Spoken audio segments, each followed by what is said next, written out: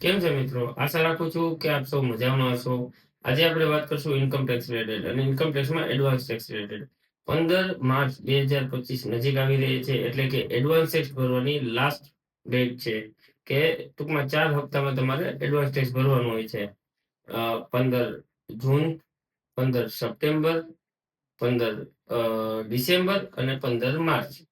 જો તમારો વાર્ષિક ટેક્સ 10,000 કે 10,000 થી ઉપર હોય તો તમારે તેમને એ પ્રમાણે ભાગ વેચી અને એડવાન્સ ટેક્સ ભરવાનું હોય છે. તમારી અત્યારની ટોટલ દાખલા તરીકે શોર્ટ ટર્મ કેપિટલ ગેઇન છે કે તમારી કોઈ બિઝનેસ ઇન્કમ છે કે સેલેરીડ હોય છે એમને ઓલરેડી કંપની એમને ટીડીએસ કાપી જ લે છે. જો બીજી કોઈ તમારી ઇન્કમ હોય છે તો તમારી ઇન્કમ ઉપરનો ટેક્સ જો 10,000 થી ઉપર હોય તો વ્યાજમાંથી બચવા માટે તમારે એડવાન્સ ટેક્સ પેડ કરવાનો હોય છે. તો ખાસ ધ્યાન રાખી તમારી ઇન્કમ ઉપરનો જે ટેક્સ થતો હોય તે 15 માર્ચ પહેલા ભરી નાખજો, જેથી કરીને તમને વ્યાજનું નુકસાન ના જાય. આવા નવા જાણકારીભર્યો વિડીયો જોવા માટે અમારી યુટ્યુબ ચેનલ સબસ્ક્રાઇબ કરો અને ઇન્સ્ટાગ્રામને ફોલો કરો અને ગમે તો તમારા મિત્રોને શેર કરો.